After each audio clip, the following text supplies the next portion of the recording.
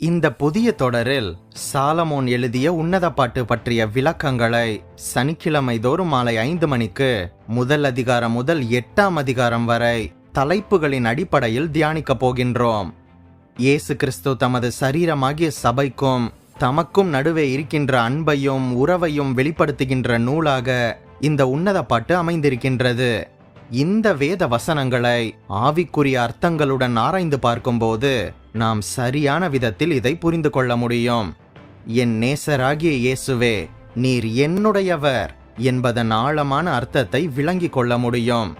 இந்த முதல் எபிசோடில் உன்னத பாட்டு பற்றிய அறிமுகத்தையும் நேசருக்காக ஏங்குதல் என்கின்ற தலைப்பில் முதல் அதிகாரம் முதல் 4 வசனங்களில் வருகின்ற பகுதிகளை ஆழமாக தியானிக்கலாம்.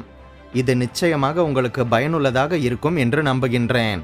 வீடியோக்கு ஒரு லைக் பண்ணிட்டு கடைசி வர பாருங்க. ஒருவேளை நமது சேனல் நோட்டிபிகேஷன்ஸ் உங்களுக்கு வரவில்லை என்றால் பெல் பட்டனை கிளிக் செய்து ஆல் என்கின்ற ஆப்ஷனை செலக்ட் செய்து கொள்ளுங்கள். முதலில் உன்னத பாட்டு பற்றிய அறிமுகத்தை பார்ப்போம்.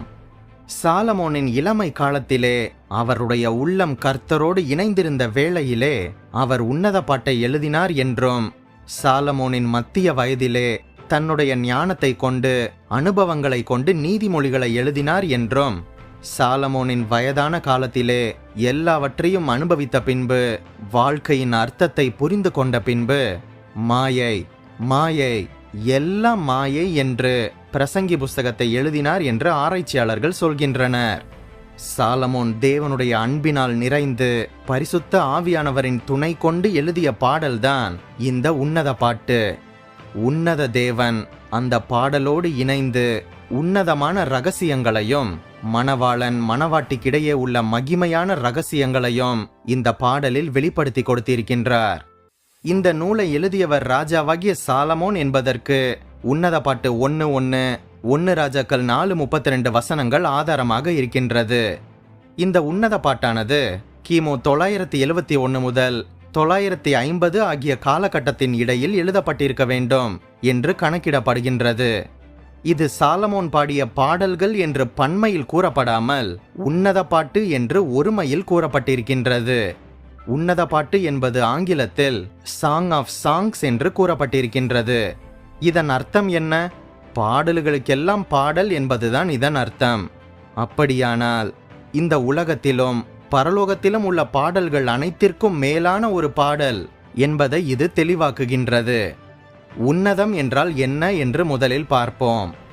உன்னதம் என்றால் உயர்வை குறிக்கின்றது. ஆகவே இந்த பாடல் உன்னதமான ஒன்றாக இருக்கின்றது. ஏன் இது உன்னத பாட்டு என்று அழைக்கப்படுகின்றது தெரியுமா? இது உன்னதமான ஒருவரை பாடுவதால் தான் இப்படியாக அழைக்கப்படுகின்றது. இந்த உன்னதமானவர் யார்? இந்த உன்னதமானவர் தேவன் ஒருவர்தான். அவரை அல்லாமல் உன்னதர் இல்லை. அவர் மட்டுமே உன்னதமானவர் என்று அழைக்கப்படுகின்றார் என்பதை சங்கீதம் 91:1, தானியேல் 4:2-32 வசனங்களில் பார்க்க முடியும். உன்னதமான தேவனை விட உன்னதமானவன் ஒருவனும் இல்லை. உன்னதமான தேவனுக்கு நிகராக தன்னை உயர்த்த முயற்சி செய்த தூதனே கூட கீழே தள்ளப்பட்டு சாத்தானாக மாறினான் என்று ஏசாயா 14:14-15 வசனம் சொல்கின்றது. இந்த உன்னதம் என்பது பரலோகத்தை குறிக்கின்றது. தேவன் உன்னதமானவராக இருப்பதினால் அவர் உன்னதங்களில் வாசம் பண்ணுகின்றார். உன்னதங்களில் தேவன் வாசம் பண்ணுகின்றபடியினால் பரலோகமானது உன்னதம் என்று அழைக்கப்படவில்லை. மாறாக உன்னதமான தேவன் அங்கு வசிக்கின்றபடியினால்தான் அது உன்னதம் என்று அழைக்கப்படுகின்றது என்பதை நாம் புரிந்து கொள்ள வேண்டும். இந்த உன்னத பாட்டுக்கு பாத்திரர் யார் என்பதை பற்றி பார்ப்போம். இந்த உன்னதமான பாட்டுக்கு பாத்திரர் உன்னதமான தேவன் மட்டும்தான். அவர்தான் இந்த உன்னதமான பாட்டை ஏற்றுக்கொள்ள பாத்திரர். காரணம், அவர் உன்னதமான காரியத்தை இந்த மனுக்குலத்திற்கு செய்திருக்கின்றார். அவர் செய்ததை யாராலும் இதுவரை செய்ய முடியவில்லை. ஆகவே அவர் மட்டும்தான் வெற்றியின் நாயகன். அவருக்காக மட்டுமே இந்த உன்னதமான பாடல் பாடப்பட வேண்டும். ஏனென்றால் உன்னதமானவர் அவர்தான் என்பதை அறிந்து கொண்டவர்கள் மட்டுமே இந்த உன்னத பாட்டுக்கு அவர் பாத்திரர் என்று பாடுவார்கள் என்று வெளிப்படுத்தல் 5:10-11, 14:3, 15, 2-4 வசனங்களில் நாம் பார்க்கின்றோம். இந்த உன்னதமான பாடலை ஏற்றுக்கொள்ள அவரை தவிர பாத்திரவான் ஒருவனும் இல்லை. தேவன் ஒருவர் மட்டுமே அதை ஏற்றுக்கொள்ள பாத்திரர். அடுத்ததாக இந்த உன்னத பாட்டானது நேசருக்கு ஏற்றது என்பதை பற்றி பார்ப்போம். இந்த உன்னத பாட்டானது நேசராகிய இயேசுவுக்கு ஏற்ற பாடலாக இருக்கின்றது என்று ஏசாயா 5:1 வசனத்தின் மூலம் அறிந்து கொள்கின்றோம். இதற்கு காரணம், நேசராகிய இயேசு தமது திராட்சை தோட்டமாகிய விசுவாசிகளை தமது விலையேற பெற்ற இரத்தத்தினால் விலைக்கு வாங்கியிருக்கின்றார் என்று 1 கொரிந்தியர் 3:9, 1 பேதுரு 1:18-19 வசனங்கள் சொல்கின்றது. இப்படியாக இயேசுவின் தியாகமானது அவருக்கு ஏற்ற பாடலை அவருக்கு உன்னத பாட்டாக பாட வழி செய்திருக்கின்றது. இயேசுவே உண்மையான திராட்சை தோட்டத்திற்கு சொந்தக்காரர் என்று யோவான் 15:1 வசனம் சொல்கின்றது. ஆகவே தமது சொந்த இரத்தத்தினால் திராட்சை தோட்டத்தை சம்பாதித்த உன்னதமான தேவன் உன்னத பாட்டுக்கு ஏற்றவர். உன்னதமான பாடலும் அவருக்கு மட்டுமே ஏற்றது. இந்த நூலில் சாலமோன் பாடியிருக்கின்ற உன்னத பாட்டினை புரிந்து கொள்கின்றவர்கள் அந்த உன்னதமான தேவனை புகழ்ந்து பாடுவார்கள். ஆனால் இதை புரிந்து கொள்ளாதவர்களுக்கு இந்த பாட்டு புரியாத புதிராகவும் சில சமயங்களில் தவறாகவும் கூட தோன்றும். இன்றைய நாட்களில் உன்னத பாட்டை வைத்து கிறிஸ்தவர்களை அசட்டை செய்வதையும் பரியாசம் செய்பவர்களையும் பார்க்க முடிகின்றது. இந்த சாலமோன் பாடியிருக்கின்ற இந்த உன்னத பாட்டினை ஆவிக்குரியவர்கள்தான் புரிந்து கொள்வார்கள். காரணம், ஆவிக்குரியவர்கள் சகலத்தையும் ஆவிக்குரிய பிரகாரமாக பார்க்கின்றனர். ஆனால் மாம்சத்திற்கு உரியவர்களாகிய சாதாரண மனிதர்கள் அதை மாம்ச பிரகாரமாக பார்க்கின்றனர் என்று 1 கொரிந்தியர் 2:14-15, ரோமர் 8:5 வசனத்தின் மூலம் அறிந்து கொள்கின்றோம். இப்படியாக மாம்சத்திற்குரியவர்கள் மாம்ச கண்களினால் இந்த நூலை பார்க்கின்றபடியினால்தான் இது இவர்களுக்கு தவறாக தோன்றுகின்றது. ஆனால் ஆவிக்குரியவர்களின் மனக்கண்களை தேவன் திறந்திருக்கின்றபடியினால் இந்த நூலை அவர்கள் ஆவிக்குரிய கண்களினால் கண்டு இதன் ஆழமான அர்த்தங்களை புரிந்து கொள்வார்கள் என்று 1 கொரிந்தியர் 1:10-12 வசனத்தில் நாம் பார்க்கின்றோம். மாம்சமும் இரத்தமும் தேவனுடைய ரகசியங்களை வெளிப்படுத்தாது. தேவன் ஒருவரால் மட்டுமே ஆவிக்குரியவைகளை வெளிப்படுத்த முடியும் என்று மத்தேயு 16:17 வசனம் சொல்கின்றது. ஆகவே ஆவிக்குரிய கண்களுடன் ஆவிக்குரிய மனதுடன் இந்த உன்னதமான பாடலை தொடர்ந்து வார வாரம் சனிக்கிழமை தோறும் தியானிப்போம். உன்னதமானவர் நமக்கு வெளிப்படுவார். சரி, அறிமுகம் முடிந்தது. தலைப்பிற்குள்ளாக செல்வோம். இந்த உன்னத பாட்டின் முதல் அதிகாரத்தை நேசத்தின் ஆரம்பம் என்று நாம் கூற முடியும். இந்த முதல் அதிகாரத்தில் நாம் பார்க்க போகின்ற இன்றைய முதல் தலைப்பு நேசருக்காக ஏங்குதல். அவர் தமது வாயின் முத்தங்களால் என்னை முத்தமிடுவாராக. உமது நேசம் திராட்சை ரசத்தை பார்க்கிலும் இன்பமானது என்று உன்னத பாட்டு 1-2 வசனம் சொல்கின்றது. முதலில் அவர் தமது வாயின் முத்தங்களால் என்னை முத்தமிடுவாராக என்பது பற்றி பார்ப்போம். அவர் என்பது நேசரை குறிக்கின்றது. பொதுவாக பழைய ஏற்பாட்டின் காலத்தில் முத்தமிடுதல் என்பது நேசத்தையும் ஏற்றுக்கொள்ளுதலையும் குறிப்பதாக இருந்து வந்தது. குறிப்பாக திருமணத்தில் இணைகின்ற தம்பதிகள் ஒருவரை ஒருவர் முத்தம் செய்வது ஒரு வழக்கமாக இருந்து வந்தது. ஒருவரை ஒருவர் சொந்தமாக்குவதையும் குறிக்கின்றதாக இருந்தது. அடுத்ததாக எதிராளிகளாக இருந்தவர்கள் ஒருவரை ஒருவர் மன்னித்து ஏற்றுக்கொண்டதன் அடையாளமாகவும் முத்தம் இருந்து வந்தது. யாக்கோபும் அவருடைய சகோதரனும் அநேக ஆண்டுகளுக்கு பின்பு சந்தித்த போது ஏசா யாக்கோபின் மேல் வைத்திருந்த பகையை மறந்து அவரை ஏற்றுக்கொண்டதன் அடையாளமாக யாக்கோபை முத்தம் செய்தார் என்று ஆதியாகமம் 33:4 வசனம் சொல்கின்றது. அதே போல புதிய ஏற்பாட்டிலும் கூட கெட்ட குமாரன் என்று சொல்வதற்கு பதிலாக மனம் திரும்பிய குமாரன் என்று நான் சொல்ல விரும்புகின்றேன்.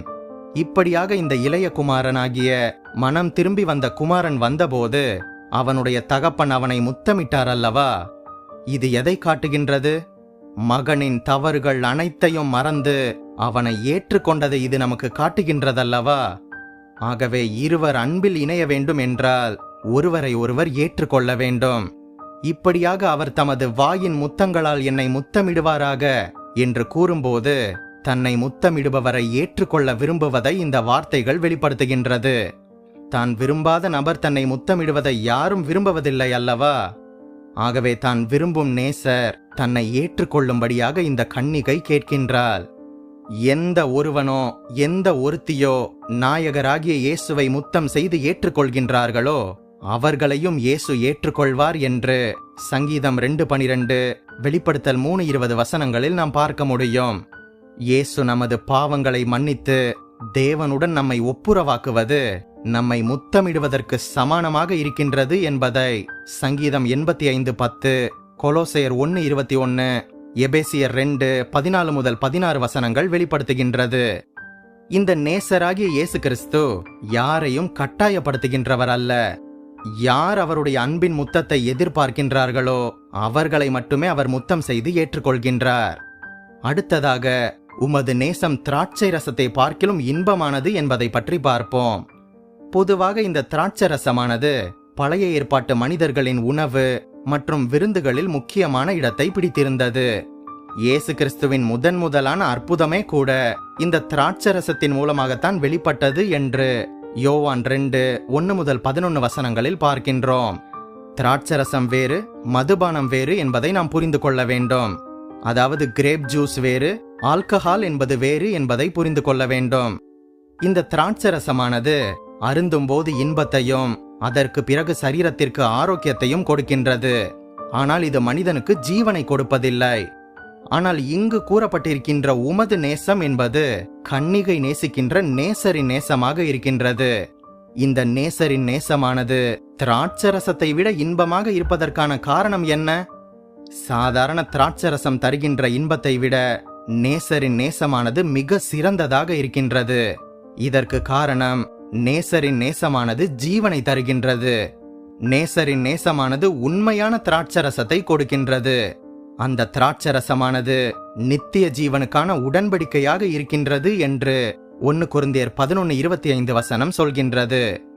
இந்த உண்மையான நேசரின் உண்மையான நேசமானது அவருடைய இரத்தத்தையே நமக்கு திராட்சை ரசமாக கொடுத்திருக்கின்றது. அந்த இரத்தத்தினால் மீட்கப்பட்டவர்கள் இந்த நேசருக்கு உன்னத பாட்டை பாடுவார்கள் என்று வெளிப்படுத்தல் 5:9-10 வசனங்களில் பார்க்கின்றோம். அடுத்த வசனம், உமது பரிமள தைலங்கள் இன்பமான வாசனையுள்ளவைகள், உமது நாமம் ஊற்றுண்ட பரிமள தைலமாக இருக்கின்றது, ஆகையால் கன்னியர்கள் உம்மை நேசிக்கின்றார்கள் என்று பார்க்கின்றோம். முதலில் உமது பரிமள தைலங்கள் இன்பமான வாசனையுள்ளவைகள் என்பது பற்றி பார்ப்போம். பொதுவாக பரிமள தைலங்கள் என்பது மிகுந்த வாசனை கொடுக்கக்கூடியவைகளாக இருக்கின்றது. நேசரின் பரிமள தைலங்கள் என்பது அவருடைய இயல்புகளையும் செயல்களையும் குறிக்கின்றது.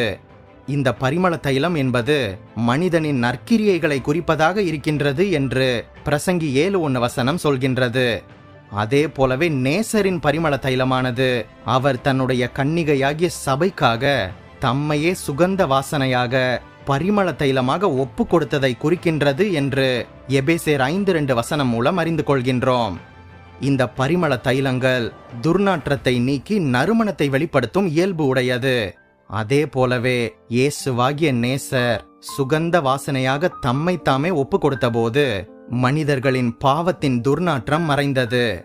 கன்னிகையாகிய சபையின் பாவத்தின் துர்நாற்றத்தை அவர் நீக்கிய போதுதான் பரிமள தைலமாகிய அவருடைய செயல்கள் எவ்வளவு இன்பமான வாசனையுள்ளதாக இருக்கின்றது என்பதை நாம் புரிந்து கொள்ள முடிகின்றது.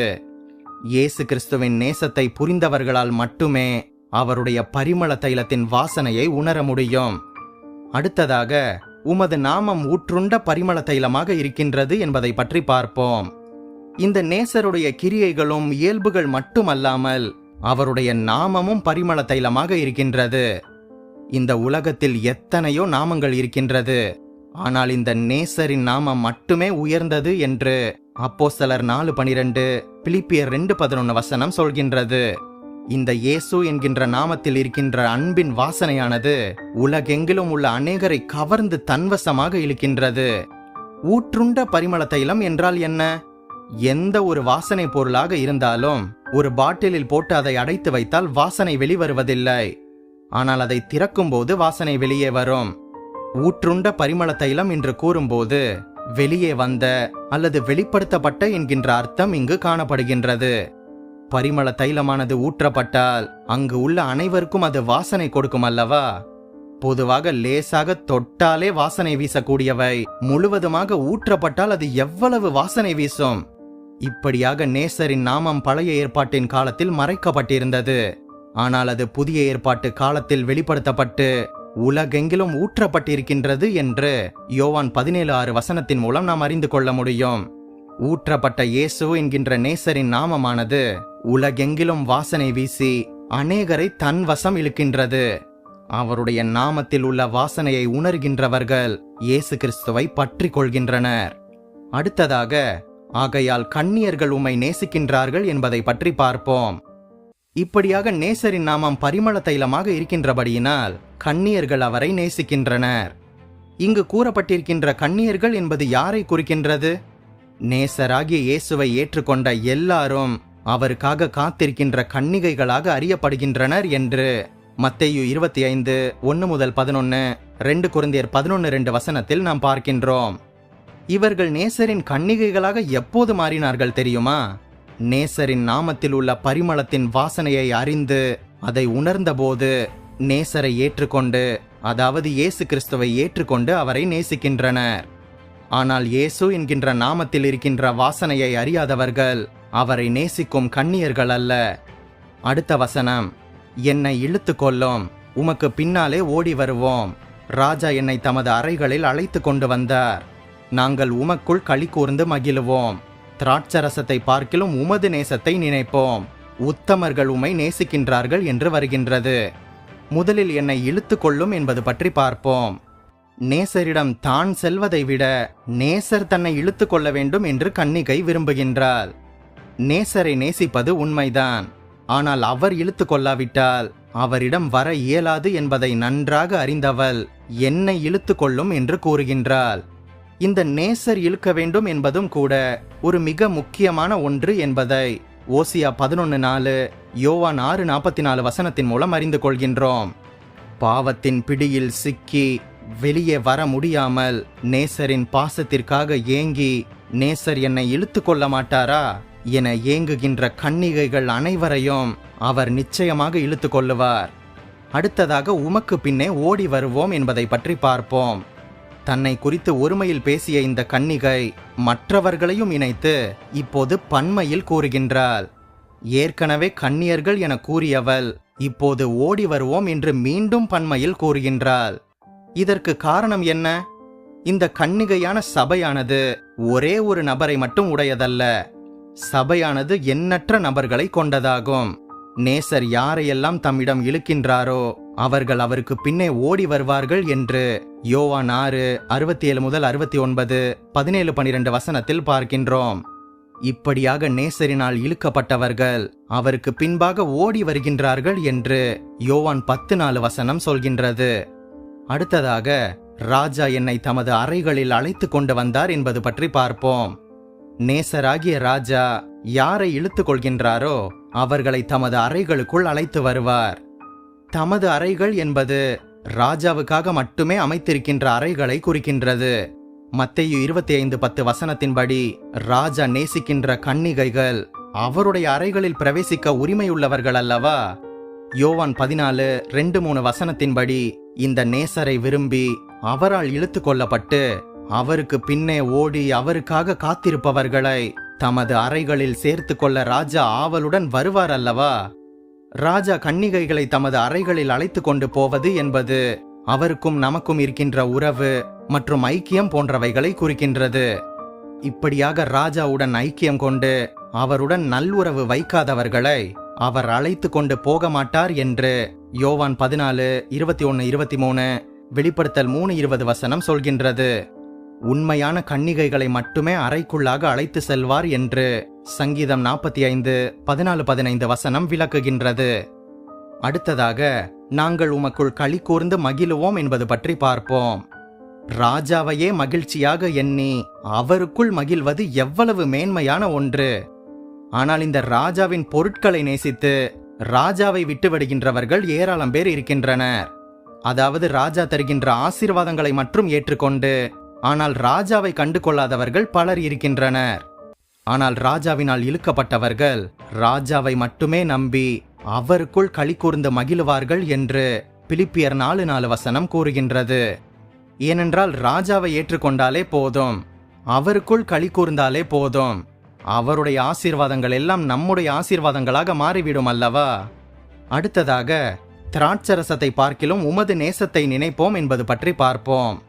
இப்படியாக திராட்சரசத்தை பார்க்கிலும் உமது நேசம் இன்பமானது என கூறிய கன்னிகை அதை நினைப்போம் என்று இப்போது கூறுகின்றாள். நேசரின் நேசமானது திராட்சரசத்தை விட சிறந்தது என்று பார்த்தோம். அது இந்த கன்னிகையின் ஜீவனை காத்தது. இந்த நேசத்தை கன்னிகையாகிய சபை இறுதி வரை நினைத்து கொண்டே இருப்பாள் என்று 1 கொரிந்தியர் 11:25 சொல்கின்றது. ஆகவே சபையாகிய கன்னிகையாகிய நாம் இயேசு கிறிஸ்துவின் நேசத்தை உயிருள்ள வரை நினைக்க வேண்டும். கடைசியாக உத்தமர்கள் உம்மை நேசிக்கின்றார்கள் என்பது பற்றி பார்ப்போம். உத்தமர்கள் மட்டுமே நேசரை உண்மையாக நேசிக்க முடியும். உத்தமர்கள் என்பது யாரை குறிக்கின்றது தெரியுமா? தேவனுடைய பிரகாரங்களில் நாட்டப்பட்டவர்கள், அவரை உண்மையாக நேசிப்பவர்கள் என்று சங்கீதம் 92:13-14, யோவான் 21:17, ரோமர் 12:9 சொல்கின்றது. இருதயத்தை கபடு இல்லாமல் காத்து கொள்கின்றவர்கள்தான் உத்தமர்கள் என்று யோவான் 1:47 சொல்கின்றது. இப்படியாக தேவனால் நாட்டப்பட்டு அவரை உண்மையாக நேசித்து தங்களது இருதயத்தை பாவம் இல்லாமல் காத்து கொள்ளுபவர்கள் யாரோ அவர்கள்தான் உத்தமர்கள் எனப்படுகின்றனர். அவர்கள் நேசரை உண்மையாக நேசிப்பவர்கள். மற்றவர்கள் எல்லாம் நேசிப்பது போல நடிக்கின்றவர்கள்தான். ஆனால் இந்த உத்தமர்கள் நேசரை ருசித்தபடியினால் அவரை நேசிக்கின்றனர். அதுபோக இந்த நேசர் உத்தமர் என்பதை, அதுபோக இந்த நேசரின் அன்பை பற்றி மற்றவர்களுக்கும் சொல்கின்றனர். சில வேளைகளில் இயேசுவின் அன்பை தங்களது செய்கைகளின் மூலம் அவர்களுக்கு காண்பிக்கின்றனர். இத்துடன் இந்த நேசருக்காக ஏங்குதல் என்கின்ற தலைப்பு முடிவடைகின்றது. அடுத்த வாரம் கன்னிகையின் நிலையும் அவளது நம்பிக்கையும் என்கின்ற தலைப்பில் பல காரியங்களை தியானிப்போம். இந்த வீடியோ உங்களுக்கு பயனுள்ளதாக இருந்ததா என்று கமெண்டில் சொல்லுங்கள். அது எனக்கு அடுத்தடுத்த வீடியோக்களை போட உற்சாகம் அளிக்கும். நமது ஆத்தும நேசராகிய இயேசு கிறிஸ்துவின் மூலம் நீங்கள் ஆசீர்வதிக்கப்பட்டவர்கள். நம் பைபிள் விஸ்டம் தமிழ் சேனலுக்கு உங்களால் முடிந்த உதவியை செய்யுங்கள். இந்த வீடியோவையும் நமது சேனலையும் உங்கள் கிறிஸ்தவ நண்பர்களுக்கு அறிமுகம் செய்யுங்கள். மேலும் பல வேதாகம தகவல்களையும் சத்தியத்தையும் அறிய நம் சேனல் பிளேலிஸ்ட் பக்கத்திற்கு சென்று மற்ற வீடியோக்களையும் பாருங்கள். மறுபடியுமாக சொல்கின்றேன், நீங்கள் ஆசீர்வதிக்கப்பட்டவர்கள்.